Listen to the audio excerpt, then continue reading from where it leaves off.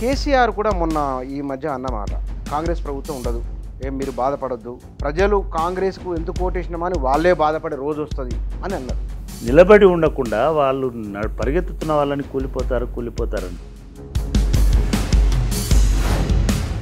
భారత రాష్ట్ర సమితి అటువంటి ఆత్మవిమర్శ చేసుకున్నట్టు ఇక్కడ కనబడదు. ఓటమి చెందినాము అనేటువంటి కలత కూడా కనబడదు.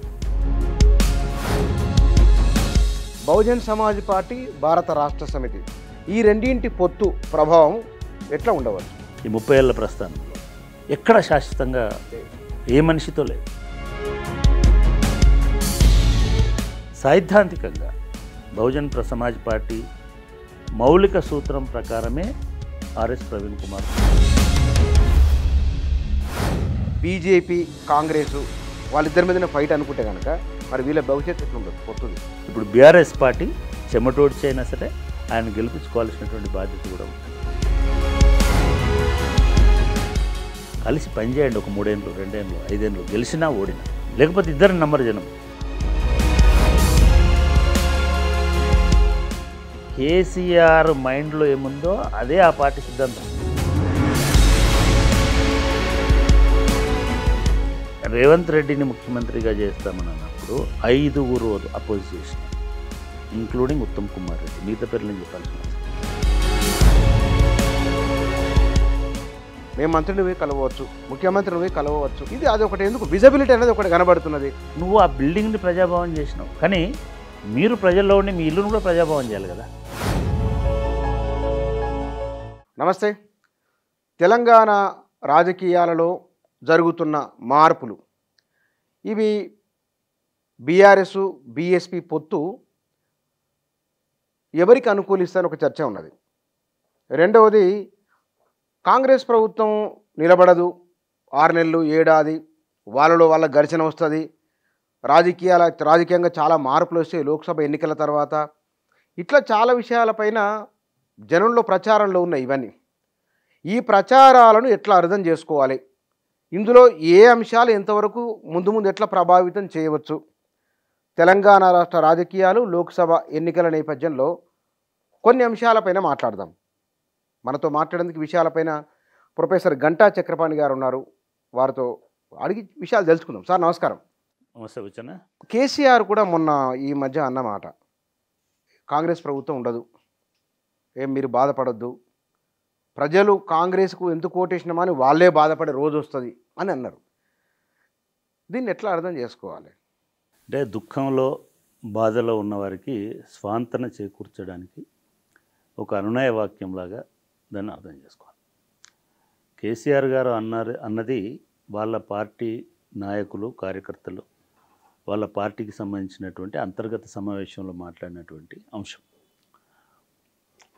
నరేంద్ర మోడీ గారిలాగా బహిరంగ సభలో మాట్లాడినటువంటి విషయం కాదు, కానీ అదే ఎక్కువ హైలైట్ అవుతుంది. అంతర్గతంగా జరిగినటువంటి సంభాషణలో ఆయన అన్నటువంటి రికార్డు కూడా ఎక్కడ లేదు. ఎందుకంటే అది క్లోజ్ డోర్ మీటింగ్లో జరిగినటువంటి విషయం. వాళ్ళలో వాళ్ళు కూలిపోతారు అని అన్నడో లేదో ఒకవేళ అన్నా కూడా మీరు ఎక్కువ దిగులు పడకండి, బాధపడకండి, పోటీకి వెనకాడకండి, ఈ ప్రభుత్వం ఎక్కువ కాలం ఉండేటువంటిది కాదు అని అన్నట్టుగా మనకు అర్థమవుతుంది. సరే, అయినా సరే అటువంటి మాటలు మాట్లాడాల్సినటువంటి అవసరం లేదు. ఎందుకంటే ప్రజాస్వామ్యంలో ఒక్క ఓటుతోటి, ఒక్క సీటుతోటి ఎన్నికైనా కూడా ఆ ప్రభుత్వాన్ని గౌరవించాల్సినటువంటి బాధ్యత ప్రతి ఒక్కరి మీద ఉంటుంది. అవును. ఎప్పుడు మాట్లాడాలా? వాళ్ళు కూలిపోయినప్పుడు మాట్లాడాలి. వాళ్ళు కూలిపోయేదాకనైతే చూడాలి కదా. వాళ్ళు కూలిపోయే వరకు మీరు ప్రజల వైపు నుంచి నిలబడి ఉండాలి. నిలబడి ఉండకుండా వాళ్ళు పరిగెత్తుతున్న వాళ్ళని కూలిపోతారని అంటే వాళ్ళకేమర్థమవుతుంది? కూలగొడతాడు అనేటువంటి విషయం అర్థమవుతుంది. ప్రజాస్వామ్యంలో ఒక ఎన్నికైనటువంటి ప్రభుత్వాన్ని కూలగొడతాను అనే ప్రచారము, లేకపోతే అటువంటి ఇది తీసుకోవడం అనేటువంటిది హర్షణీయమైనటువంటి విషయం కాదు. డెఫినెట్గా అది అనవసరమైనటువంటి చర్చ. ఈ ప్రభుత్వం ఎక్కువ కాలం మనదా రాజ్యాంగం ప్రకారం, వాళ్ళకు ఉన్నటువంటి మెజారిటీ ప్రకారం, శాసనసభలో ఉన్న సభ్యుల ప్రకారం, ప్రజల తీర్పు ప్రకారం వాళ్ళకు ఒక 5 సంవత్సరాలకు సరిపడా మ్యాండేట్ ఇచ్చినారు. ఈ 5 సంవత్సరాలలో వాళ్ళు 5గురు ముఖ్యమంత్రులను మార్చుకుంటారా, ముగ్గురిని మార్చుకుంటారా, ఎంతమందిని మార్చుకున్నా ఆ పార్టీకి అయితే అధికారం ఉంటుంది. ఒకవేళ కూలిపోతుంది అని అంటే ఎవరో ఒకరు అప్రజాస్వామిక పద్ధతుల్లో ఎమ్మెల్యేలను కొనుగోలు చేయడమో లేదా పార్టీని బ్రేక్ చేయడమో చేస్తే తప్ప ఇప్పుడున్నటువంటి కాంగ్రెస్ ప్రభుత్వం కూలిపోయేటువంటి ప్రమాదం పరిస్థితి లేదు. అయినా సరే ఎందుకు అంటున్నారు అని అంటే ఇవాళ ఆ పార్టీని తన పార్టీని కాపాడుకోవడం కోసం, తమ నాయకులను కాపాడడం కోసం, తమ నాయకులకు ఆత్మస్థైర్యం నింపడం కోసం ఈ అనునయ వాక్యం పనికొస్తుంది అని ఆయన అనుకుంటున్నాడు. కానీ ఎప్పుడైనా సరే యుద్ధంలో నిలబడ్డ వాళ్ళు, పోరాటంలో చేయవలసిన వాళ్ళు నీ బలం ఏమిటో, నీ స్థితప్రజ్ఞత ఏమిటో, నీ వ్యూహం ఏమిటో చెప్పి నీ వాళ్ళని కన్విన్స్ చేయాలి తప్ప అవతలి వాళ్ళ బలహీనత ఏమిటి, అవతలి వాళ్ళని మనం ఎట్లా ఇది చేస్తామనే దాన్ని ఎక్కువ మాట్లాడడం వలన ఎక్కువ నష్టపోతారనేటువంటిది నాకున్నటువంటి అభిప్రాయం. బహుశా దీనివలన రేవంత్ రెడ్డి మరింత ఎస్టాబ్లిష్ కావడానికి, తన నాయకత్వ స్థానాన్ని మరింత భద్రపరచుకోవడానికి, టీఆర్ఎస్ బీఆర్ఎస్ను మరింత బలహీనపరచడానికి మానసికంగా దోహదం చేయట్లేదు అవి. డెఫినెట్గా సమస్య ఏమవుతుంది, ఇప్పుడే కాదు గెలిచిన మరుక్షణం నుంచి.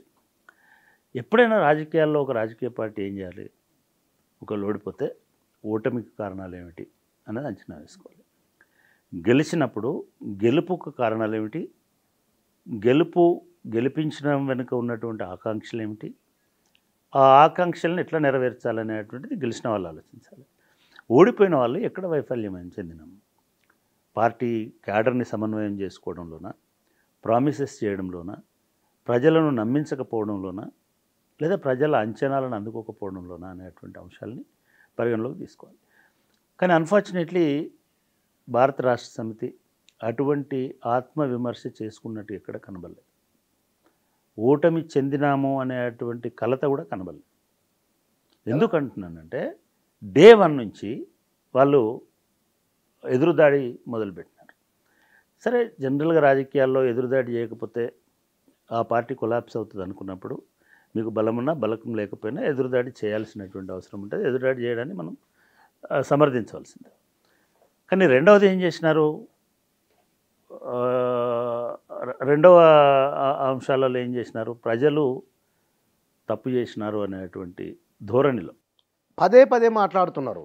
ప్రజలే నష్టపోతారు అంటే ఒక శాపనార్థాలు పెట్టేటువంటి ఒక ధోరణి, ఈ ఓటమిని ప్రజల మీదకి నెట్టేటువంటి ధోరణి. డెఫినెట్గా ఓడించింది ప్రజలే, దానిలో డౌట్ ఏం లేదు. ప్రజలు ఓడించినారు. అప్పుడు ప్రజలు ఎందుకు ఓడించినారని అనుకోకుండా ప్రజలకు శాపనార్థాలు పెట్టడం వల్ల ప్రయోజనం ఉండదు. ప్రజలు ఎందుకు ఓడించినారనే దాని నుంచి మనం ముందుగా చెప్పినటువంటి ఆత్మవిమర్శ అనేటువంటిది చేసుకోవడానికి ఆస్కారం ఉంటుంది.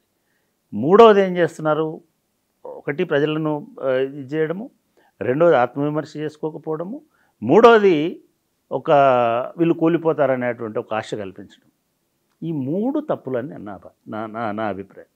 ఈ 3 తప్పులు బీఆర్ఎస్ పార్టీ చేస్తున్నారు ఇప్పటి వరకు చేసిన వాటిలో. ఈ 3 ప్రధానమైనటువంటి అంశం.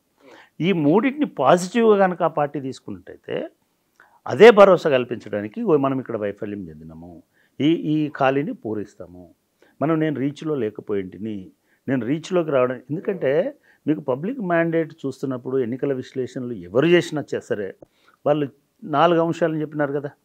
1 అహంకారం అన్నారు, 2 దొరతనం అన్నారు. ఈ 2 ఎందుకు అన్నారని అంటే ఎవరిని కలువడు అనేటువంటి ఒక మౌలికమైనటువంటి అంశంలో అన్నారు. 3వది కుటుంబ పాలన అన్నారు. ఎందుకు అన్నారు అంటే సారు వారి కొడుకు, సారు వారి అల్లుడు, సారు వారి కూతురు అనేటువంటి ఒక అంశాన్ని, లేదా రాజ్యసభలో ఉన్నటువంటి ఇంకొక 2 సారు బంధువులు, ఈ అన్నిటినీ 6 రాజ్యం వెళ్తున్నారు కాబట్టి అదొక నెరేటివ్లోకి పోయినారు. 4వది నిరుద్యోగ కల్పనలో, ఉద్యోగ కల్పనలో నిరుద్యోగులని కన్విన్స్ చేయడంలో విఫలమైనారు. ఈ 4 నెరేటివ్స్ మినహాయించి బీఆర్ఎస్ పాలనలో అభివృద్ధి లేదని కానీ, సంక్షేమం జరగలేదని కానీ, ప్రభుత్వ పథకాలు కానీ లేదా గ్రోత్ కానీ లేదని అని కానీ, లేదా ఎకనామిక్ గ్రోత్ కానీ లేదని కానీ, వ్యవసాయ రంగం కూలిపోయిందని కానీ ఇట్లాంటివి ఎక్కడా లేవు. ఒక రకంగా బీఆర్ఎస్ అనేది ఒక మంచి పాలనను తెలంగాణ రాష్ట్ర ఆవిర్భావం తర్వాత ఒక 10 సంవత్సరాలు ఈ రాష్ట్రం కుదురుకోవడానికి కావలసినటువంటి అన్ని ఆర్థిక సామాజిక ప్రణాళికలను అమలు చేసింది అని అనడంలో రెండో అభిప్రాయం ఉండడానికి వీల్లేదు. ఎక్కడ సమస్య వచ్చిందంటే మనం ఇందాక ఈ చెప్పుకున్నటువంటి విషయాలన్నీ ఈ 4 విషయాల సమస్య. అవును. సో ఓటమి తర్వాత మీరు ఏం చేసుకోవాలి, ఏం నేర్చుకోవాలి? ఈ 4 విషయాల్లో ఉన్నటువంటి లోపాలను సరిదిద్దుకోవడానికి ప్రయత్నం చేయాలి. లేదా గతంలో కొన్ని పొరపాట్లు చేసినట్టయితే వాటిని కడిగేసుకోవడానికి ప్రయత్నం చేయాలి. రెండవది ఏం చేయాలా? ఓటమి తర్వాత ఈ సమీక్షలో భాగంగా కొత్త నాయకత్వాన్ని తీసుకొచ్చుకోవాలి. కనపడాలి. ఏ రాజకీయ పార్టీ అయినా, కేంద్రంలో భారతీయ జనతా పార్టీ అయినా, కాంగ్రెస్ పార్టీ అయినా, కాంగ్రెస్ పార్టీ గత ఎన్నికల్లో ఓడిపోయిన తర్వాత మొత్తం కోటరీలో ఉన్నటువంటి 12 మందిని పక్కన పెట్టేసి యువ నాయకత్వాలను కొంతమందిని పట్టుకొచ్చుకుంది. అంటే మీరు ఆ పని చేయాల్సి ఉండే. హోప్ క్రియేట్ కావడానికి అవతల వాడిని శాపనార్థాలు పెడితే మీకు హోప్ క్రియేట్ కాదు. మీరు ఆశాజనకమైనటువంటి ఒక వాతావరణాన్ని కల్పించుకొని ఒక హోప్ఫుల్ లీడర్షిప్ని క్రియేట్ చేసి ఒక కొత్త నాయకత్వానికి గౌరవం ఇచ్చి మీరు అందరికీ యాక్సెస్గా ఉండి మీరు అసెంబ్లీకి కూడా వచ్చి ఇటువంటి కొన్ని వ్యూహాత్మకమైనటువంటి తప్పిదాలు ఈ 3 నెలల నుంచి కూడా భారత రాష్ట్ర సమితి చేస్తుంది. అట్లా చేయకుండా ఒక ఎందుకు పాజిటివ్ కోణంలో చేయాల్సిన అవసరం ఉందంటే బీఆర్ఎస్ అనేటువంటిది ఈ రాష్ట్రంలో అతిపెద్ద పార్టీ అని నేను అనుకుంటున్నాను. కార్యకర్తల బలం విషయంలో కానీ, ఎంపీటీసీలు ఇప్పుడు మారుతున్న వాళ్ళని పక్కన పెట్టండి, ఎంపీటీసీలు, జడ్పీటీసీలు, సర్పంచ్లు, మున్సిపల్ చైర్మన్లు, కౌన్సిలర్లు, అంటే పబ్లిక్ రిప్రజెంటేటివ్స్ అత్యధిక మంది ఉన్నటువంటి పార్టీ బీఆర్ఎస్ఏ ఈ రోజు వరకు కూడా. ఓట్ల శాతంలో కూడా పెద్ద తేడా లేదు. 1%, 1.5% ఓట్లతోటే కాంగ్రెస్ పార్టీ అధికారంలోకి వచ్చింది. దాంతో చాలా శాసనసభ స్థానాలు నష్టపోయింది, అది వేరే సంగతి. అంటే ఇప్పుడు గ్రాస్ రూట్ లెవెల్లో అంటే ఎట్లుంటుందంటే హైరార్కీ, ఎట్లాగైతే ఒక చెట్టు పైకి కనబడుతుంది కానీ ఒక వేర్లు చాలా బలంగానే ఉంటాయి, చాలా బలంగా లోపలికి చాలా దూరం విస్తరించి ఉంటాయి. చెట్టు ఇంతే ఉండొచ్చు కానీ దాని వేర్లు అనేవి లోపలికి భూమి లోపల చాలా అట్లా ఉంది బీఆర్ఎస్. మనం తక్కువ అంచనా వేయడానికి లేదు, బీఆర్ఎస్ పోయింది అని చెప్పడానికి కూడా అవకాశం లేదు. ఎవడో ఎమ్మెల్యేలు ఎంపీలు పోతారేమో, కానీ పార్టీకి ఉండేటువంటి సైద్ధాంతిక బలం ఉంది. అంటే వాళ్ళందరూ కూడా ఇతర పార్టీకి వెళ్ళి వచ్చిన వాళ్ళే, వీళ్ళు పెంచి పోషించిన వాళ్ళు తయారు చేసుకున్న కాదు. అంటే 2 ఉన్నాయి. మన బుచ్చన ఇదే స్వాతంత్ర సమరంతో వచ్చిన పార్టీగా, ఇదొక సిద్ధాంత బలంతో వచ్చిన పార్టీగా, ఇదొక తెలంగాణ అనేటువంటి ఒక అస్తిత్వానికి సంబంధించిన ఎమోషన్ తోటి వచ్చినటువంటి పార్టీ. తెలంగాణ ఉద్యమం స్టార్ట్ చేసిన కేసీఆరే వేరే పార్టీ నుంచి వచ్చిండు. మనం అట్లా అనుకోవడానికి లేదు. తెలంగాణ వాళ్ళు పుట్టి పార్టీ పెట్టలే, తెలంగాణ వాళ్ళు పుట్టి ఈ పార్టీని స్థాపించలే. జయశంకర్ గారు స్థాపించి ఉంటే ఆయన ఏ పార్టీ వాడు కాదు కాబట్టి అని అనుకోవచ్చు. నేను ఒప్పుకోను. బీఆర్ఎస్ తెలంగాణ అస్తిత్వం కోసం, టీఆర్ఎస్ తెలంగాణ అస్తిత్వం కోసం పుట్టినటువంటి పార్టీ. దానిలో తెలంగాణ అభిమానులు వేరే పార్టీలో ఉన్న వాళ్ళందరూ వచ్చినారు. కొత్తగా రిక్రూట్ అయినటువంటి తెలంగాణ అభిమానులు వచ్చినారు. వేరే వ్యాపకాలలో ఉన్నటువంటి వాళ్ళు. సో ఈ రాజకీయంగా తెలంగాణ అనేటువంటి అస్తిత్వానికి ప్రతీకగా టీఆర్ఎస్ అనేది వచ్చింది. ఇది కింది లెవెల్ వరకు పోయింది. మీరు ఎలక్షన్ ప్రచారంలో ఒక అమ్మాయి ఒక వీడియో చేసింది, ఒక ఊర్లోంచి ఒక పొలంలో నిలబడి ఒక వీడియో చేసింది. ఆ అమ్మాయికి ఏమి రాజకీయాలు తెలియదు, కానీ ఆ అమ్మాయి మాట్లాడిన మొత్తంలో తెలంగాణ అస్తిత్వం కూలిపోకుండా ఉండాలంటే చంద్రశేఖరరావు గారు మళ్ళీ ముఖ్యమంత్రి కావాలని కోరుకున్నది. ఆమె కార్యకర్త కాదు. ఇప్పటికీ కూడా అట్లా కోరుకునే వాళ్ళు చాలామంది ఉన్నారు. అంటే నేనేమంటున్నా, తెలంగాణకు టీఆర్ఎస్కి కార్యకర్తల బలం ఉన్నది, నెంబర్ 1. రెండోది, టీఆర్ఎస్కి లబ్ధిదారుల బలం ఉన్నది. లేకపోతే 42% 40% ఓట్లు రావు. అంటే 1% తేడాతో ఓడిపోరు. కాబట్టి మనం దాన్ని నిరాకరించడానికి లేదు, ఆ బలం ఉన్నది. మూడోది, తెలంగాణ ఆగమవుతుంది అనేటువంటి బాధ, ఆందోళన కొంతమందిలో కనబడుతున్నది. ఈ టైంలో వీళ్ళ ముగ్గురిని ఏకీకృతం చేసుకొని, వీళ్ళ ముగ్గురిని ఆకాంక్షలకు రిప్రజెంటేటివ్గా ఉండి, మేము వనకలేదు, మేము తొనకలేదు, మేము స్థిరంగా ఉన్నాము, మీకోసం కొట్లాడతాము అనేటువంటి భరోసా కల్పిస్తే సరిపోయింది కదా. ఇక్కడ బహుజన్ సమాజ్ పార్టీ, భారత రాష్ట్ర సమితి, ఈ రెండింటి పొత్తు ప్రభావం ఎట్లా ఉండవచ్చు? బీఆర్ఎస్ ప్లస్ అంటే ఇది టూ ఎర్లీ బుచ్చన్న. ఇద్దరు అవసరం కోసం పోయినారు. నాకు ఆశ్చర్యం వేసిందంటే ఎవరి అవసరం కోసం కలిశారు. ఇది అసెంబ్లీ చెప్పుకున్నది అసెంబ్లీ ఎన్నికలు కాదు, దీనిలో ఓడిపోయినా గెలిచినా పెద్ద ఫరక్ పడేది ఏం లేదు. అంటే ఇంత ఆతృత పడాల్సిన అవసరం లేదు ఇవాళ.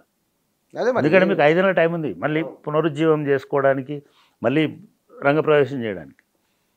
ఇది ఏదో ఒక స్వల్పకాలిక ప్రయోజనం కోసము వచ్చినటువంటి పొత్తుగానే నేను భావిస్తున్నాను, కానీ ఇది శాశ్వత పొత్తు అని నేను అనుకోవట్లేదు. దానికి రెండో కారణం ఏంటంటే బీజేపీ ఎప్పుడు కూడా శాశ్వత పొత్తులతోటి ఇప్పటి వరకు బీఎస్పీ ఇప్పటి వరకు ఈ 30 ఏళ్ల ప్రస్థానంలో ఎక్కడ శాశ్వతంగా ఏ మనిషితో లేదు, ఏ మనిషితో దీర్ఘకాల కాపురం చేసినటువంటి సందర్భం లేదు. ఎన్నికల వరకు మాత్రమే ఉంటుంది. నేను రెండు విషయాలు చాలా స్పష్టంగా మాట్లాడుకోవాలి. బీఎస్పీ అనేది తెలంగాణలో వేళ్ళు అనుకునే అవకాశం లేదు అని మేము గతంలో మీతోటి కూడా 30 ఏళ్ల కింద కన్షీరామ్ గారు వచ్చిన సందర్భంలో కూడా నేను స్పష్టంగా రాశాను, మాట్లాడాను. ఎందుకంటే దానికి కారణాలు చెప్పాను. ఇది యూపీ కాదు, ఇది పంజాబ్ కాదు, ఇది బీహార్ కాదు.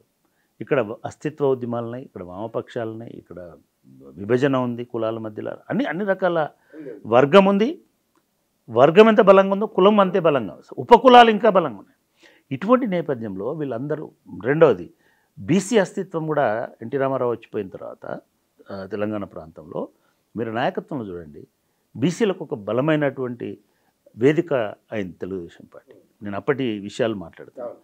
అటువంటి టైంలో అంటే ఒక వర్గ దృక్పథంతో ఉన్నటువంటి సాయుధ పోరాటం నుంచి మొదలుపెట్టి నక్సలైట్ ఉద్యమం దాకా వర్గ చైతన్యం అనేటువంటిది దళిత సామాజిక వర్గాల్లో, బీసీ సామాజిక వర్గాల్లో స్థిరపడిపోయింది. ఇటువంటి టైంలో కులం పేరుతో, బహుజనం పేరుతో, ఇంకో దాంతో ఇప్పటి ముచ్చట చెప్పట్లేదు. నేను ఒక చారిత్రకంగా నాకు అటువంటి అభిప్రాయంతో ఉన్నా. నేను వర్గ రాజకీయ అభిప్రాయాలతోటి, అదేవిధంగా డెమోక్రటిక్ ఫోర్సెస్లో ఉన్నటువంటి వీటితోటి ఒక ఒక ఒక ఒక టిపికల్ ప్రాంతీయ పార్టీ అయినప్పటికీ కూడా మీరు తెలుగుదేశం పార్టీ ఒక బీసీ అస్తిత్వాన్ని పైకెత్తినటువంటి పార్టీ తెలంగాణ ప్రాంతంలో. అటువంటి నేపథ్యంలో, అటువంటి రాజకీయ నేపథ్యంలో బహుజన సమాజ్ పార్టీ నిలబడదు అని అప్పుడే రాసినాను. 30 years బ్యాకే ఈ డిస్కషన్, ఈ చర్చ పెట్టి. కానీ 2 సంవత్సరాల క్రితం ఆర్ఎస్ ప్రవీణ్ కుమార్ వచ్చిన తర్వాత నాకు ఒక హోప్ క్రియేట్ అయింది. ఆర్ఎస్ ప్రవీణ్ కుమార్లో 3 అంశాల ఆధారంగా నేను ఆ హోప్కి వచ్చినాను. ఒకటి, ఆయనకు నిజాయితీ ఉంది. డెఫినెట్గా ఆర్ఎస్ ప్రవీణ్ కుమార్ ఒక నిజాయితీతో కూడుకున్నటువంటి రాజకీయ నాయకుడు. 2, ఆయనకు ఒక సమగ్రమైన అవగాహన ఉంది. అవగాహన తెలంగాణ మీద, సామాజిక అంశాల మీద కూడా ఉంది, అంశాల మీద, మిగతా అంశాల మీద ఉంది. 3వది, ఆయనకు తెలిసినంత రాజకీయ చతురత, ఆయనకున్నంత రాజకీయ చతురత నేను చూసినటువంటి నాయకులకు ఎవరికి లేదు. అవునా? ఎస్. ఇన్నేళ్లలో లేకపోతే ఇవాళ ఎట్లా పొత్తు పెట్టుకుంటారు నిన్నటి దాకా తిట్టి? అంటే రాజకీయం వేరు, చతురత కూడా ఏముంది ఇప్పుడు అని. అదే కదా ప్రశ్న. చతురత వేరు, ఏముందని నీకు అనిపిస్తుంది, చాలా ఉందని ఆయనకు అనిపించవచ్చు.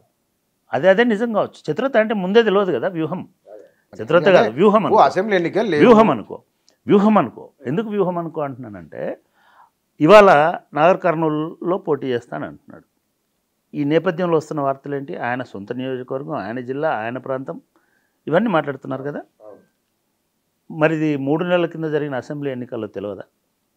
3 నెలల కింద అచ్చంపేటలో పోటీ చేయొచ్చు కదా, లేదా ఆలంపూర్లో ఆయన సొంత నియోజకవర్గం వేసి కదా. అక్కడ మీరు ఒకటి గమనించండి. అంటే రాజకీయ చతురత, వ్యూహం రెండు ఎట్లా ఉంటాయంటే, రాజకీయ నిజాయితీ, రాజకీయ ప్లెయిన్ పాలిటిక్స్ అంటేనేమో, అవును నా ఊరిది, నేను ఆలంపూర్లోనే చేస్తా, నేను ఇక్కడ పుట్టి పెరిగినోని, నీ బిడ్డను అని ఎన్నికలకు పోలే ఆయన. ఎక్కడికి పోయినాడు? ఒక 500 కిలోమీటర్ల దూరంలో ఉన్నటువంటి ఆదిలాబాద్, మహారాష్ట్ర బార్డర్కు పోయినాడు. ఆయనకి ఏదో ఉంటుంది అక్కడ, క్యాలిక్యులేషను, బలము, బలహీనత, ఈ లెక్కలన్నీ ఉంటాయి. ఇవి ఎవరు ఊహించలే. అక్కడ పుట్టేనే పోలే. అసలు ఏ నాయకుడు కూడా ఆంధ్రప్రదేశ్ని 5 సంవత్సరాలు, కొత్త ఆంధ్రప్రదేశ్ని 5 సంవత్సరాలు రూల్ చేసిన చంద్రబాబు నాయుడు కూడా ఆంధ్రప్రదేశ్లో ఇల్లు లేదు. ఆంధ్రప్రదేశ్లో ఇల్లు లేదు ఆయనకి. ఆయన హైదరాబాద్లోనే ఉంది ఇల్లు. అక్కడ కిరాయి ఇంట్లో లింగంనేని గెస్ట్ హౌస్లో ఉన్నాడు ఆయన. కానీ 5 నెలలు సిర్పూర్ కాకినాడలో ఉన్న ప్రవీణ్ కుమార్ అక్కడ ఇల్లు కొనుక్కున్నాడు. ఇది వ్యూహం కాదా? ఇది రాజకీయంగా అక్కడ వ్యూహం అంటే ఫలితం ఉండాలి కదా. ఏమన్నా వ్యూహాలకు ఫలితాలు ఉండవు. చాలాసార్లు ఏమవుతుందంటే, ఒక లాంగ్ రన్ ఫలితం కోసం ఆశించుండొచ్చు, తక్షణ ఫలితం ఇవాళ బీఆర్ఎస్లోకి పోవడం కూడా. నాకు ఇక్కడ అర్థం కాని విషయం ఏంటంటే, అది బీఆర్ఎస్లో సమాధానం చెప్పుకోవాల్సిన విషయం. అసలు ఎవరికైనా ఏం అవసరం వచ్చింది ఇవాళ పొత్తు పెట్టుకోవడం? మీరు అన్నట్టు ఇదేది మీ భవిష్యత్తును మార్చదు, మీ 10 సీట్లతో దేశ భవిష్యత్తు మారదు. అందులో ఎన్ని సీట్లు వస్తాయో ఎవరికి తెలియదు.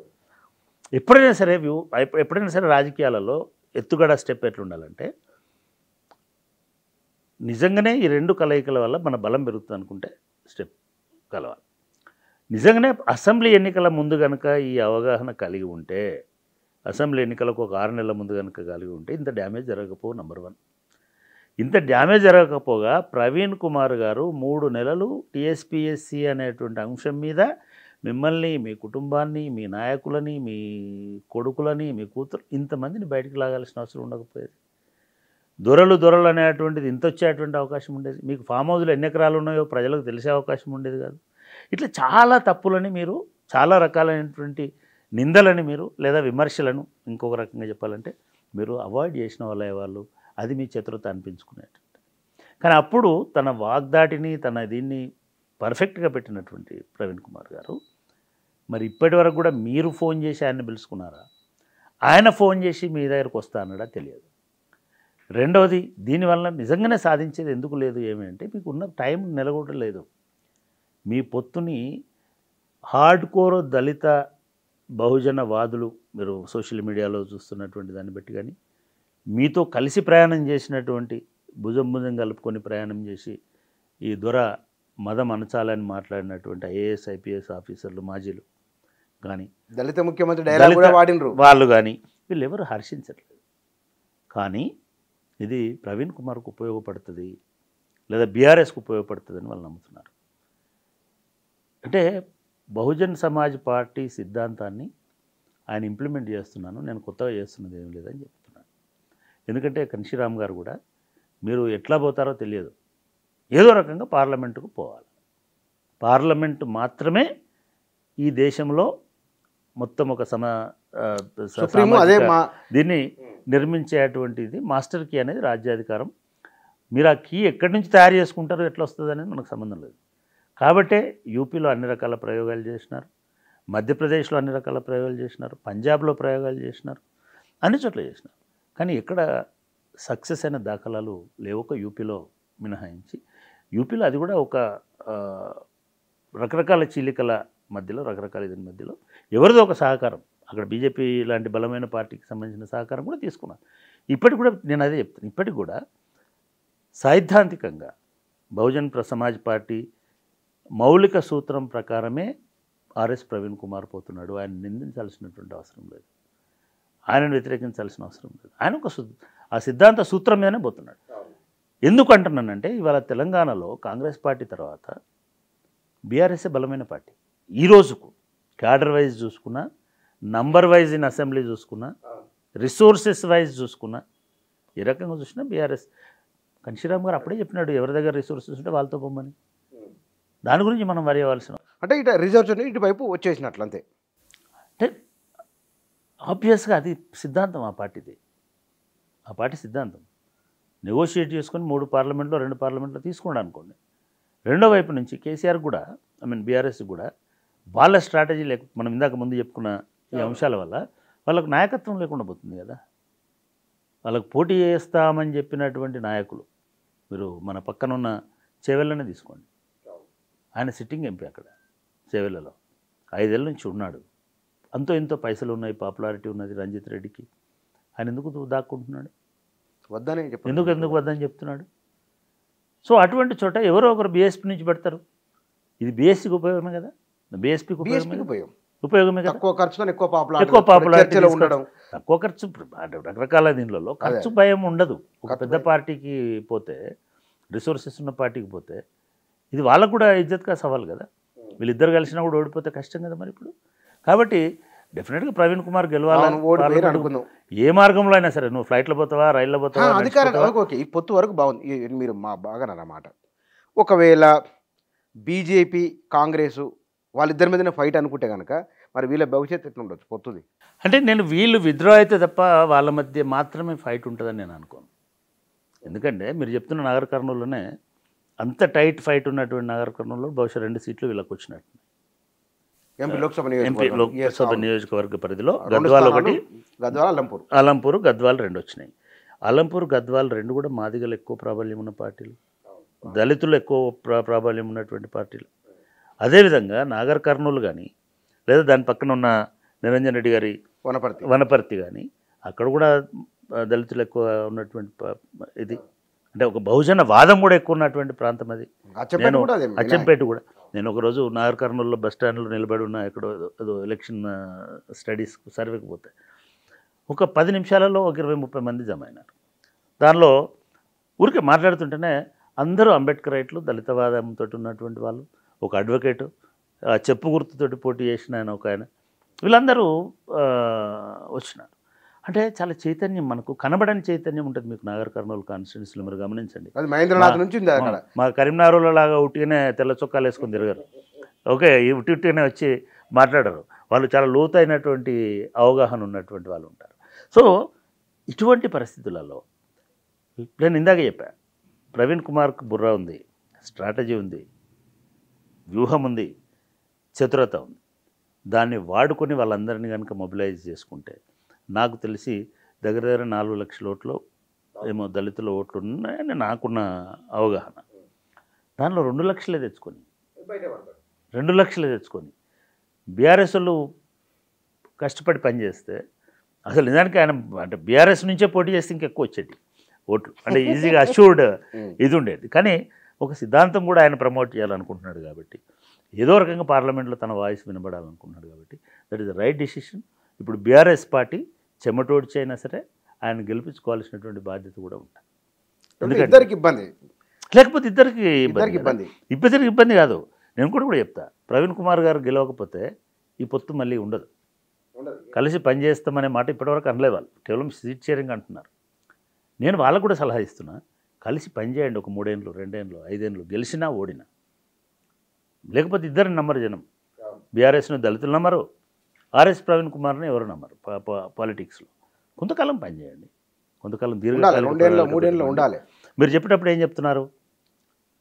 ఒకటి సెక్యులరిజం గురించి కలుస్తున్నామని చెప్తున్నారు, 2 సామాజిక న్యాయం కోసం కలుస్తున్నామని చెప్పారు. సరే, ఎలక్షన్ల ముందు ఏం మాట్లాడినారు? రాజకీయాల్లో అవన్నీ, రాజకీయాలు ఎప్పుడు కూడా గతం ఉండదు. రాజకీయాల్లో ఎప్పుడు గతం భవిష్యత్తే ఉంటుంది. ఏదైనా సరే భవిష్యత్తే. మీకు గతం ఉంటుంది రాజకీయాలు అంటే పొరపాటు. ఇవాళ నువ్వు పోటీ చేస్తున్నావు అంటే నీ భవిష్యత్తు కోసం పోటీ చేస్తున్నావు. లేదు ఇంకా త్యాగపురుషుడు అయితే నీ పార్టీ భవిష్యత్తు కోసం చేస్తున్నావు. ఇంకా గొప్ప రాజనీతిజ్ఞుడు దేశ భవిష్యత్తు కోసం పోటీ చేస్తున్నాను చెప్పాల్సింది. అంతే తప్ప నేను దీనికోసం ఈ రెండింటితో పాటు సామాజిక న్యాయం అన్నావు, సెక్యులరిజం అన్నావు, ఇంకొక చాలా ఆశ్చర్యకరమైన తెలంగాణ హక్కులను రక్షించుకోవడానికని కూడా. ఇవి చాలా మంచి 3 మంచి. దీనికోసము ఒక్క ఎన్నిక ఒక్క సీటే అక్కర్లా. ఒక 3 ఏళ్ళు పనిచేయండి. 3 ఏళ్ళు ఇద్దరు చిత్తశుద్ధితో పనిచేయండి, సింక్రనైజ్ అయి పనిచేయండి. డెఫినెట్గా మీ బలం ముందు. కానీ ఇద్దరు తెలివిగల వాళ్ళు, ఇద్దరు ఇండివిజువల్గా ఉండాలనుకునే పార్టీ అధ్యక్షులు, ఇండివిజువల్ ఆయనకు ఆర్ఎస్పీకి ఇండివిజువల్గా ఉన్న దెబ్బగా ఉండే రకం కాదు, ఆయన ఉండే రకం కాదు. శాశ్వత మైత్రి కాదు ఇది, ఈ ఎన్నికల కోసం తీసుకొచ్చినటువంటి ఇది. వీళ్ళు నిజంగానే శాశ్వతమైతే ఇద్దరు అస్తిత్వాలు ముఖ్యమైతాయి. ఒక ప్రాంతీయ పార్టీతోటి ఒక తెలంగాణ నినాదంతో లేదా ఒక దీంతో మీరే విమర్శించిన ఆయనతో ఎన్ని రోజులు ప్రయాణం చేస్తారు? రెండోది మీరు అన్నట్టుగా కేసీఆర్ మైండ్లో ఏముందో అదే ఆ పార్టీ సిద్ధాంతం. మిగతా ఈ లెక్కలు పత్రాలు ఇవన్నీ సంబంధం లేదు. ఆయన నిజంగా కూడా చాలా అద్భుతమైన చాణక్యుడు. ఆయన చాలా మేధా సంపత్తి, చతురత కలిగిన రాజకీయ ఎత్తుగడలో ఈ దేశంలో ఎవరు పనికిరారు. అటువంటి ఆయన తన ఉనికిని కోల్పోయి ప్రవీణ్ కుమార్ ఉనికి పెరగాలని ఎందుకు కోరుకుంటాడండి? ఎట్లా అనుకుంటారు మీరు? శాశ్వతంగా కలిసి పనిచేస్తారు వీళ్ళిద్దరని అంటే అది సాధ్యమయ్యేటువంటి పని కాదు. ఆయన అంటే కేసీఆర్ గారు పక్కన కూర్చున్న తన సొంత కొడుకు మాటనో సొంత కూతురు మాటనో కూడా విననే రకం కాదు ఆయన. మనం అనుకుంటాము వాళ్ళది నడుస్తుంది, ఓన్లీ కేసీఆర్ది నడుస్తుంది. బయట చాలా మంది తెలియదు అది. కాబట్టి కేసీఆర్ గారు ఒక సింహం అనుకుంటే ఆ సింహము తన మొత్తము అస్తిత్వాన్ని ఒక జింక పిల్లకి అప్పచెప్తుందని నేనైతే అట్లా అనుకోవడానికి లేదు. రేవంత్ రెడ్డి మనం ఈ 2-3 నెలల పరిపాలన చూస్తే కనుక, సరే డైలాగ్ డెలివరీ అంతా వదిలేద్దాం, ప్రజలకు ఇచ్చిన గ్యారంటీలను అది ప్రూవ్ చేసుకోవాలి అనే ఒక అది కనబడింది. పైగా నాకు ఇంకో గమనిక కూడా ఒకటి, బట్టి అండ్ రేవంత్ రెడ్డి ఇద్దరు ఫోటోలు పౌర సంబంధాల శాఖ నుంచో మన ఐఎన్బిఆర్ నుంచి వచ్చేది, ఐఎన్పిఆర్ నుంచి. బట్టి ఫోటో డిప్యూటీ సీఎం ఫోటో రావట్లేదు. మీకెందుకు బాధ అంటే అడుగుతూ ఒక పరిశీలన కదా. బట్టి మాట్లాడలేదు కదా దాని గురించి, ఇప్పుడు మాట్లాడలేదు. మరి మీరు ఎందుకు మాట్లాడాలి, మనం ఎందుకు మాట్లాడాలి? అది బట్టి ప్రాబ్లం. రెండోది, కాంగ్రెస్లో ఎవరైనా మాట్లాడినరా? అది కాంగ్రెస్ పార్టీ ప్రాబ్లం, అంతే కదా. అనవసరంగా మనం మళ్ళీ చర్చలోకి పోయి ఇది చర్చలోకి పోతే ఏమవుతుందంటే అవును రేవంత్ రెడ్డి తనను ప్రతిష్ఠింపజేసుకోవడానికి ప్రయత్నం చేస్తున్నాడు. మనకేం సమస్య? చేస్తాపేం లేదు కాంగ్రెస్ పార్టీలో, ఎందుకంటే కాంగ్రెస్ పార్టీలో హైలీ యాక్సెప్టెడ్ లీడర్గా రాలే రేవంత్ రెడ్డి. పిసిసి ప్రెసిడెంట్ అయినప్పుడు మీకు తెలుసు, నాకు తెలుసు, కోమటిరెడ్డి వెంకటరెడ్డి బయటకు వచ్చి పొట్టు తిట్టినాడు. ఎట్లా అయినాడో కూడా చెప్పినాడు. మనం దాన్ని రిపీట్ చేసుకోవాలి. రాజగోపాల్ ఎట్లొచ్చిండో కూడా చెప్పినాడు. చివరికి రేవంత్ రెడ్డిని ముఖ్యమంత్రిగా చేస్తామని అన్నప్పుడు 5 అపోజ్ చేసినారు, ఇంక్లూడింగ్ ఉత్తమ్ కుమార్ రెడ్డి. మిగతా పేర్లు నేను చెప్పాల్సిన అవసరం. ఇదొక చరిత్ర. అంటే ముఖ్యమంత్రి అయ్యేంత వరకు కూడా రేవంత్ రెడ్డి కాంగ్రెస్ చైల్డ్ అనే సంగతిని వాళ్ళు నమ్మలేదు కదా. కాంగ్రెస్ పర్సన్ అని అనలేదు. బట్టి ఒక మాట అన్నాడు నేషనల్ వాళ్ళ కోర్ కమిటీ వాళ్ళ ముందట, ఐఎమ్ ఇన్హరెంట్ కాంగ్రెస్ మ్యాన్ అన్నాడు. కాంగ్రెస్ వారసత్వంగా కాంగ్రెస్లోకి వచ్చినటువంటి వారిని నేను అని అన్నాడు. కోమటిరెడ్డి వెంకటరెడ్డి అదే అంటాడు. ఆయన ఏ పార్టీ లోపల ఎన్ఎస్యుఐ నుంచి యూత్ కాంగ్రెస్ నుంచి కాంగ్రెస్లోకి వచ్చి. రాజగోపాల్ రెడ్డిని నేను ఒప్పుకోను. పొన్నం ప్రభాకర్ని ఇన్హరెంట్ కాంగ్రెస్ మ్యాన్ అంటారు. ఎందుకంటే ఆయన మొదటి స్టెప్ నుంచి కాంగ్రెస్ జెండా పట్టుకుని వచ్చినాడు. సో ఇప్పుడున్న మంత్రులలో సీతక్క, కొండా సురేఖ మినహా, కొండా సురేఖ కాంగ్రెస్ అయినప్పటికీ వైఎస్ఆర్, మళ్ళీ ఇంకోటి, మళ్ళీ టీఆర్ఎస్, మళ్ళీ వీళ్ళు మినహా మిగతా వాళ్ళందరూ సాలిడ్ కాంగ్రెస్ మెన్ కదా. వాళ్ళు నిర్ణయించుకుంటారు. రేవంత్ రెడ్డి అనే పర్సనాలిటీ లేకుంటే కూడా కాంగ్రెస్ అధికారంలోకి వచ్చేది కాదు, డెఫినెట్గా వచ్చేది కాదు. అతను అది ఎప్పుడు రియలైజ్ అయినారు? అదే చెప్పబోయాను. ఎలక్షన్స్ అయ్యేసరికి రేవంత్ రెడ్డి ఎమర్జ్ అయినాడు. వీళ్ళు వేలు పెట్టడానికి వీళ్ళైనంతగా ఎమర్జ్ అయినప్పుడు ఈ ఇన్హరెంట్ కాంగ్రెస్ కోట్ అనుకోట్ వాళ్ళను కూడా కలుపుకొని పోవాలని అనుకొని ఎలక్షన్ క్యాంపెయిన్ నుంచే మొదలుపెట్టి ఇద్దరి ఫోటోలు ఈక్వల్ సైజులో, ఈక్వల్ సైజే కాదు, ఈక్వల్ పిక్సెల్లో కూడా వేసి పోస్టర్లు పెట్టుకున్నారు. ఎందుకో మరి, అంటే ఎందుకో కూడా కాదు, డెఫినెట్గా 3 ఏళ్ళు అయింది, 100 రోజులు అవుతుంది. 100 రోజులకు కూడా రేవంత్ రెడ్డి ఎమర్జీ కాకపోతే నెక్స్ట్ 100 రోజుల్లో ఆయన పక్కకు పెట్టవచ్చు. ఎందుకంటే పార్లమెంట్ ఎన్నికల రిజల్ట్ని బట్టి బట్టికి వాయిస్ రావచ్చు, ఉత్తమ్ కుమార్ రెడ్డికి వాయిస్ రావచ్చు, పొన్నం ప్రభాకర్ కూడా వాయిస్ రావచ్చు. కాబట్టి ఇవాళ ఆయన నేను ముఖ్యమంత్రిని, నా ప్రభుత్వం, మీరు మాట్లాడేటప్పుడు కూడా చూడండి, నా ప్రభుత్వము, నేను ముఖ్యమంత్రిని, నా జోలికి వస్తే బిడ్డ తొక్కి పడేస్తా, పేగులు మెడక ఎవడన్నా తిరగబడితే చంపేసి పొట్ట చీల్చి పేగులు మెడకేసుకుంటా అనే మాట మాట్లాడుతున్నాడు. ఈ ధైర్యము, ఈ రకమైనటువంటి మనకు దానిలో చాలా ఒక ముఖ్యమంత్రి స్థాయి కాదు అని అనిపించినప్పటికీ కూడా రేవంత్కి అది అవసరం. ఎస్టాబ్లిష్ అవ్వడానికి అది అవసరం. ఆయనేమి మామూలుడు కాదు కదా. ఆయన కూడా కేసీఆర్ దగ్గర ఆయన కూడా కేసీఆర్ దగ్గర కొంత, చంద్రబాబు నాయుడు దగ్గర కొంత, ఇవన్నీ నేర్చుకున్న మనిషే కదా. సో ఇవాళ అట్లాంటి aggressive face and aggressive voice and aggressive tone and aggressive action లేకపోతే ఎవరో అక్కర్లే, కాంగ్రెస్ వాళ్ళని అవలంబించేస్తారు. ఆయన ఇంకో మాట అన్నాడు, ఆయన లోక్సభ ఎన్నికల్లో రెఫరెండం అన్నాడు. ఎంత గట్స్ అవి నేను అనుకోవడం, ఆయన అనకూడదు, మళ్ళీ అనడు, రిపీట్ చేయాల్సిన అవసరం లేదు, అనకూడదు. ఏదో ఆవేశంలో రెఫరెండం అనే మాట అనలే. ఆయన నా పరిపాలన చూసి ఒకటేయండి అని అన్నాడు. రెఫరెండం అని అనలేదు. చాట్లు బయటికి వీడియో రాలేదు. అది నేను గమనించిన దానిలో అయితే బహుశా ఫైన్. మీ ఇప్పుడు మన ఛానల్స్ ఏం చేస్తాయంటే రెఫరెండం అన్నాడు. ఇది కూడా కొన్నిసార్లు ఏమవుతుందంటే, రేపు ఎవడన్నా వచ్చి ఇప్పుడు 6 గ్యారంటీలలో ఒక గ్యారంటీ అమలైంది, ఎవరెవరన్నా వచ్చి ఇంకా కడమ 5,000 అని అడుగుతున్నారా? నిరుద్యోగులు వచ్చి 3,500 ఏవి సార్ అని అడుగుతున్నారా? లేదు రైతులు వచ్చి రైతు భరోసా ఏదని అడుగుతున్నారా? ఏవైతే ఆయనకు చేయగలిగే వసతి సౌలత్ ఉందో అవి చేస్తున్నాడు. మిగతా 2 లక్షల రుణమాఫీ నెక్స్ట్ డే చేస్తామని అందరూ చెప్పినారు. నేను మళ్ళీ చెప్తున్నా, నెక్స్ట్ ఇయర్ వరకు కూడా చేయలేరు. ఎందుకంటే అది అత్యధిక భారం పడే అటువంటి 38,000 కోట్లు. ఒకవేళ 38,000 సరే అనుకుందాం, రేపు మెట్రో రైలో ఇంకోటో లేకపోతే ఇంకేదన్నా వచ్చినప్పుడు 38 కోట్లు ఏదైనా భూమి అమ్మో జాగా అమ్మో ఇక్కడికి వెళ్ళి 38 కోట్లు తీసుకొస్తారు. లేకపోతే ఇప్పుడు తీసుకొస్తున్నటువంటి బీఆర్ఎస్ మీదది ఎల్ఆర్ఎస్ లాంటిది ఏదో ఉన్నది, దానిలో 20,000 కోట్లు వస్తాయట. ఇంకో 10,000 కోట్లు ఎడకలు తెచ్చి ఇచ్చేస్తారు. అది సమస్య. చెప్పిండు ఆయన. కానీ మహిళలందరికీ మీరు మళ్ళీ ఒకసారి చదవండి, 3,000 రూపాయలు పెన్షన్ ఇవ్వగలుగుతారు? అసలు ఇవ్వాల్సిన అవసరం ఉందా? నేను అంటున్నాను అది కర్ణాటకలో ఒక హైప్ తెచ్చుకోవడం కోసం.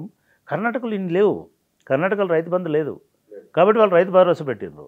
మీరు గదే రైతు బంధు గదే పైసలు ఇస్తామంటే అయిపోయేది. దానికి అదనంగా అన్నారు. మీరు అదనంగా అన్నప్పుడు మరి అదనంగా ఇవ్వాలి కదా. ఇవాళ నువ్వు నేను మాట్లాడుతున్నావు, బీఆర్ఎస్ వాళ్ళు మాట్లాడుతున్నావు, బీజేపీలో అయితే అది బండి సంజయ్ అయితే ఫ్యాన్ అయిపోయినాడు రేవంత్ రెడ్డికి, అది వేరే సంగతి. కానీ మనం వీళ్ళు ఎవరైనా మాట్లాడితే రాజకీయంగా మాట్లాడుతున్నాం, మేము 100 రోజులు అయింది కదా, కానీ మీరు ఒక్క రోజునే ఇస్తామన్నారు కదా. సరే ఫైన్, నిజంగా కూడా రాజకీయాల్లో సాధ్యం కాదు. రేపు రెఫరెండం అనేది కూడా రేపు రాజకీయాల్లో ఇమ్మీడియట్గా నువ్వు అన్నావు కాబట్టి నువ్వు ఏదో అఫిడవిట్ ఇది నువ్వు ఇమ్మీడియట్గా అట్లే ఉండదు. ఇది కార్యకర్తలను బూస్ట్ చేయడానికి, కాంగ్రెస్ పార్టీని బూస్ట్ చేయడానికి, ఓవరాల్గా ప్రజలకు రీచ్ అవ్వడానికి ఒక ఛాలెంజ్ చేస్తుంటారు. రేవంత్ రెడ్డి మనం గత ప్రభుత్వానికి ఇప్పటికీ మనం పబ్లిక్లో నేను తిరిగి తెలుసుకున్నది కూడా, మేము మంత్రిని పోయి కలవచ్చు, ముఖ్యమంత్రిని పోయి కలవచ్చు, ఇది అది ఒకటి ఎందుకు విజిబిలిటీ అనేది ఒకటి కనబడుతున్నది. ఓ పని జరుగుతుంది, సమీక్ష జరుగుతుంది మీడియాలో. నువ్వు నిజంగానే కలవగలుగుతావా ఇప్పుడు రేవంత్ రెడ్డి గారిని ముఖ్యమంత్రిని నిజంగానే కలవగలిగే వాతావరణం ఉందా? మరి నేనైతే నేను ప్రయత్నం చేయలేదు, మీడియా వాళ్ళు చెప్తున్నారు. జనరల్గా మీడియా వాళ్ళకు కూడా ఆయన కలిసినప్పుడే కలుస్తాడు ఎవరైనా, ఏ ముఖ్యమంత్రి అయినా. ఏ ముఖ్యమంత్రి అయినా వాళ్ళు కలవాలనుకున్నప్పుడే కలుస్తారు. కోవిడ్ టైంలో మీ జర్నలిస్టులు కలిసినంత ఈజీగా కేసీఆర్ని ఎవరు కలవలే. 20 ప్రెస్ కాన్ఫరెన్స్లు 10 ప్రెస్ కాన్ఫరెన్స్లో పెట్టిండు. పేర్లతో ఏం బుచ్చన్న ఏం రాహుల్ అని మాట్లాడేంత చనువు ఏ ముఖ్యమంత్రికి ఉండదు. నేనేమంటున్నా అంటే అధికారంలో ఉన్నప్పుడు కలుస్తామని లేకపోతే యాక్సెసిబుల్గా ఉంటామని నువ్వు ఆ బిల్డింగ్ని ప్రజాభవన్ చేసినావు. కానీ మీరు ప్రజల్లో ఉండి మీ ఇల్లును కూడా ప్రజాభవన్ చేయాలి కదా. మీరు యాక్సెసిబిలిటీ అంటే ఒక సామాన్యుడు రాజశేఖర్ రెడ్డి గారు ఉన్నారండి. నేనేమంటున్నా అంటే నిజంగా కూడా ఎట్లా అప్రోచ్ కావాలనేటువంటిది ఒకటి ఎస్టాబ్లిష్ చేసుకోవాలి. ఎవరిని కలిస్తే మిమ్మల్ని కలవడానికి ఉంటుంది అనేది ఎస్టాబ్లిష్. సరే అయినప్పటికీ కూడా ఒక మార్పు అయితే స్పష్టంగా ఉన్నది. దానిలో మనం డిస్ప్యూట్ చేయాల్సిన అవసరం లేదు. కానీ ఈ మార్పు రేవంత్ రెడ్డిని ఒక ప్రజానాయకుడిగా ఎమర్జ్ చేసేటట్టుగా ఉన్నదా, లేదు ఒక ప్రొఫెషనల్గా ఉండే ఒక ముఖ్యమంత్రి లాగానే ఉందండి? ఇప్పటివరకు అయితే ఒక ప్రొఫెషనల్గా ఉండే ముఖ్యమంత్రి లాగానే ఉన్నది. ఆయన ఈజీగా యాక్సెస్లో ఉన్నాడనేది నేనైతే అనుకోవడం లేదు. బట్ సార్ అట్లా ఉంటుంది కూడా వాతావరణము. ఏ రోడ్ల మీద పోడు కదా ముఖ్యమంత్రి. సో కలవడం అంటే ఒకటి బస్. జర్నలిస్టులకు మీటింగ్ పెట్టినారు మొన్న రవీంద్ర భారతిలో. ఆయన వస్తాడా ఒక అవార్డు ఇవ్వడానికి అనుకుని వచ్చినాడు. ఏ ప్రోగ్రాంకి రాకుండా గుర్తుపెట్టు వచ్చినాడు. వచ్చి లేటుగా వచ్చినాడు. సరే ఆయన చెప్పినాడు కూడా, జనం లేరు కాబట్టి నేను కొద్దిగా లేటుగా రావాల్సి వచ్చింది, చాలా గొప్ప వాళ్ళని చూస్తున్నాయి ఇక్కడ ఇవన్నీ ఎందుకండి. అక్కడ నిలబడినాం మేము, అటు పోతున్నాం. ఎందుకంటే అప్పుడే నేను కూడా ఇట్లా విషయంగానే ఇమ్మీడియట్గా వచ్చి చేసి డాష్ మీద దాకా తీసుకొని మాట్లాడుతుంటే తీసుకుపోయి అంటే అటువంటి ఒక చొరవ, అటువంటి ఒక ఇది డెఫినెట్గా ఉంటుంది రేవంత్ రెడ్డికి. ఎందుకంటే ఆయన ఒక యువ నాయకుడు. రెండోది ఆయన కాంగ్రెస్ పార్టీలో ఉండదు. ఆయన ప్రాంతీయ పార్టీ అయితే ఆయన అట్లా ఉండడు. ఆయననే ఇదిగా ఉంటాడు. ఎందుకంటే ఎవరి కోపం వచ్చినా కూడా ఆయనకి ఇబ్బంది కాబట్టి అందరినీ కలుపుకొని పోతాడు. డెఫినెట్గా కలుపుకొని పోవాల్సింది, దాని డౌట్ ఏం లేదు. కానీ పరిపాలనలో రేవంత్ రెడ్డి ప్రజలు తనను నమ్మి ఓటేసారు కాబట్టి ఏదో చేద్దామనే తాపత్రయం చాలా ఎక్కువ. అంటే ఒకటి రాజకీయ నాయకులకు మొదటి ప్రాధాన్యం ఎట్లా, ఏ రాజకీయ నాయకుడైనా సరే తను ఎట్లా స్థిరపడాలనేది ఉంటుంది. ఇది నంబర్ 1. ఇప్పుడు రేవంత్ రెడ్డిలో అది కనబడుతుంది. ఈ స్థిరపడే దానిలో భాగంగానే మీరు ముందు అడిగిన ప్రశ్న బట్టి విక్రమార్క కూడా స్థిరపడకుండా ఉండాలనేటువంటి ప్రయత్నం ఉంటుంది. ఇద్దరు స్థిరపడితే ప్రమాదం, ఒకళ్ళే స్థిరపడాలి. అది 100% వాస్తవం. రెండోది ప్రజల్లో ఉండడానికి, ప్రజలను మెప్పించడానికి, ప్రజల్లో ఒక హోప్ క్రియేట్ చేయడానికి. ఎందుకంటే తలకు మించిన భారం ఉన్నప్పటికీ కూడా అది బరువు అని కనబడకుండా ఉండడానికి అన్ని ప్రయత్నాలు చేస్తున్నాడు. దానిలో ఎటువంటి అనుమానం లేదు. ఆయన ప్రజల్లో ఉంటున్నాడు, ప్రజల్లో ఉండడానికి తన వ్యూహాన్ని చెప్తున్నాడు. ప్రజలకు కావాల్సినటువంటి అంశాలను ఇంప్లిమెంట్ చేయడానికి నేను అనుకోవడం ఈ ఈ ఎన్నికల నోటిఫికేషన్ వచ్చేంత వరకు అన్ని సాటిస్ఫై చేసినాడు అనేటువంటిది ఒకటే ఎగ్జాంపుల్ చెప్తా. నిజానికి చాలా అది ఇంపార్టెంట్ కూడా. బీఆర్ఎస్ పార్టీకి వ్యతిరేకత రావడంలో ప్రధానమైనటువంటి ఒక కారణం ఏంటంటే ఉద్యోగాల భర్తీ డిలే చేయడం.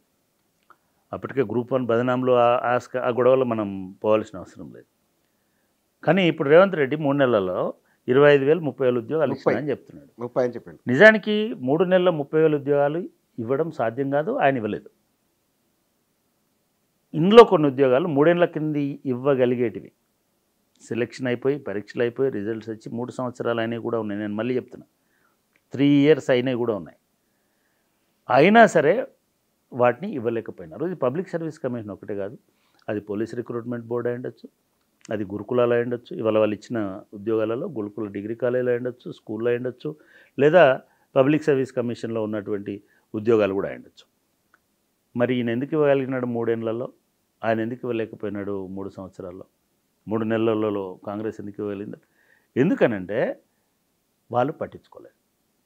చిన్న సమస్య వచ్చింది రిక్రూట్మెంట్ బోర్డులు అన్నిటికీ, అది గురుకుల బోర్డు అయినా పోలీస్ రిక్రూట్మెంట్ అయినా. ఒక చిన్న సమస్య ఏంటంటే కోర్టులో ఈ రిజర్వేషన్లు, ఉమెన్ రిజర్వేషన్స్ ఇష్యూలో పిల్లలు కోర్టుకు పోయినారు, ఎవరో పోయినారు. అవునవును. దాన్ని సుప్రీంకోర్టు దాకా తీసుకుపోయినారు. నిజానికి వాళ్ళు అడిగింది ఏంటంటే ఏవైతే చట్టబద్ధ రిజర్వేషన్లేమో హారిజంటల్గా ఉంటాయి, వర్టికల్గా ఉంటాయి, ఇవి హారిజంటల్గా ఉండాలి అని చెప్పినారు. అది గవర్నమెంట్ GAD ముఖ్యమంత్రి గారికి చెప్పి ఒక డిసిషన్, అడ్మినిస్ట్రేటివ్ డిసిషన్ తీసుకోవాలి. ఇది 3 రోజుల పని. ఈ 3 రోజుల పనిని 3 సంవత్సరాలు పెండింగ్లో పెట్టడం వల్ల 30,000 ఉద్యోగాలు ఆగిపోయాయి. అంటే గవర్నెన్స్ అంటే అది. సో ఆయన ఏం చేసినాడు, ఈయనకు చూపించుకోవాలి కదా, నేను నిరుద్యోగులకు ఒక ఆన్సరబుల్గా ఉండాలి కదా. సరే వాళ్ళు ఇచ్చిన ఆ షెడ్యూల్ ఏదో క్యాలెండర్ పక్కకు పోయింది, అదేమి ఇప్పుడు మాట్లాడాల్సిన అవసరం లేదు, అది మర్చిపోయిన జనం. అది కాదు, మళ్ళీ చెప్తున్నా, అది కాదు. కానీ ఇవాళ తృప్తిగా ఎందుకున్నారంటే 30,000 అయితే చేసిండు కదా, వేల మందితో లైవ్లో వచ్చినాయి ఉద్యోగం. రెండవది మేము ఫస్ట్ రిక్రూట్మెంట్ చేసినప్పుడు ఒకటే రిక్రూట్మెంట్లో 1000 మందికి 1053 బహుశా ఇంజనీర్ పోస్టులు ఇచ్చినాం. నేను అప్పుడు ఉన్న ప్రభుత్వంకి ఏం చెప్పినంటే, ఫస్ట్ తెలంగాణ వచ్చినాక 3 నెలల్లో 6 నెలల్లో 1 yearలోనే జరిగిన ఇది కదా, మీరు రవీంద్ర భారతిలోనూ ఇంకెక్కడో పెట్టండి, అక్కడ అసలు ఎవరు వినలేదు. కానీ రేవంత్ రెడ్డి ఏం చేస్తున్నాడు, ఇప్పటివరకు ఇచ్చిన ప్రతి రిక్రూట్మెంట్ అపాయింట్మెంట్ లెటర్స్ స్వయంగా ఆయననే ఇచ్చి మా వల్ల మీకు ఉద్యోగాలు వచ్చినాయి గుర్తుపెట్టుకోండి. 30,000 కుటుంబాలకు 30,000 కుటుంబాలని డైరెక్ట్. కానీ రేపు గ్రూప్ 2 చదివే పిల్లలకి కూడా, గ్రూప్ 1 చదివే వాళ్ళకి కూడా, నిరుద్యోగులు కూడా ఒకటి జరుగుతుంది కదా, సానుకూల అంశం కదా. అది మైండ్లో అంటే చాలామంది మానసిక స్థితిని, పాత మానసిక స్థితి నుంచి ఒక ఆశావహమైనటువంటి స్థితికి తీసుకుపోతుంది కదా. అది రేవంత్ రెడ్డి ఉన్నటువంటి విజయం, అది రేవంత్ రెడ్డి తీసుకొచ్చుకున్నటువంటి, అంటే ఒక సెక్షన్ని సాటిస్ఫై చేస్తున్నాడు కదా. ఇవాళ ఇచ్చిన న్యూస్ పేపర్లలో గ్రూప్ 1, గ్రూప్ 2, గ్రూప్ 3, గ్రూప్ 4 అయితే అయిపోయింది, గ్రూప్ 3 ఇవన్నీ డేట్లు, ఎగ్జామ్స్, షెడ్యూల్స్ ఇచ్చారు కదా. ఏ నిరుద్యోగైనా కోరుకునేది ఏంటంటే ప్రాసెస్ జరగాలి, కనబడాలి. నాకు వస్తుందా రాదా వేరే సంగతి, జరుగుతుంది. ఇప్పుడు వచ్చే మొత్తం ఉద్యోగాలు కలిపి కూడా 3,000 ఉండకపోవచ్చు, 10,000 ఉండకపోవచ్చు. కానీ దాని ఇంపాక్ట్ 3 లక్షల మంది మీద ఉంటుంది, 30 లక్షల మీద ఉంటుంది. 3 లక్షల కుటుంబాలు అని అంటే కనీసము 1,000 గ్రామాలు, 1 కోటి ఓట్లు అయ్యే అవకాశం ఉంటుంది, బంధువులు మిత్రులు. కాబట్టి ఇది రేవంత్ రెడ్డి చేస్తున్నాడు, సక్సెస్. రెండోది ఏదో అంటారు చూడు, అంటే ఒకళ్ళు పెట్టిన దానిలో ఇంకొకరు వచ్చి రైతు సదస్సులు, రైతు ఏదో వేదికలు కట్టినారు. 2,100 3,000 రైతు వేదికలు కట్టినారు. అద్భుతమైన ఆలోచన, దాన్ని ఒప్పుకోవాలి. అన్ని ఊర్లలో ఇప్పుడు రైతు వేదిక ఉన్నది. కానీ మీరు ఎప్పుడైనా రైతు వేదికలను ఈ 5 ఏళ్లలో 10 ఏళ్లలో వాడుకున్నారా? ఎప్పుడు వాడుకోవాలి. నిన్న తుమ్మల నాగేశ్వరరావు, నిన్న రేవంత్ రెడ్డి మొత్తము లైవ్ టెలికాన్ఫరెన్స్ పెట్టి 30,000 22,000 గ్రామాల రైతులతో డైరెక్ట్ మాట్లాడగలిగినాడు కదా. ఏం ఇంపాక్ట్ అది, మీరు ఎందుకు చేయలేకపోయినారు? అంటే ఇక్కడ సమస్య ఏమిటంటే మీరు యాక్టివ్ గవర్నెన్స్లో లేరు, ఈయన యాక్టివ్గా ఉన్నాడు. మీరు చేసిన వాటన్నిటిని ఇప్పుడు ఆయన ఇది చేసుకుంటూ పోతున్నాడు. సో ఈ తేడా అయితే ఖచ్చితంగా ఇది రేవంత్ రెడ్డికి ఉపయోగపడుతుంది, కాంగ్రెస్ పార్టీ. దీని ప్రభావాలు కూడా ముందు ఉంటాయి. దీని ప్రభావం ఉండొచ్చు, పని చేసిన ప్రభావం ఉండదు. ఇప్పుడు మీరు ఒకటి బొచ్చన, పని చేయకపోవడం వల్ల ఓడిపోయినారని అంటున్నారు కదా మీరు. మరి పని చేసినప్పుడు ప్రభావం ఉంటుంది కదా మరి అది డెఫినెట్గా మంచి ఆలోచన.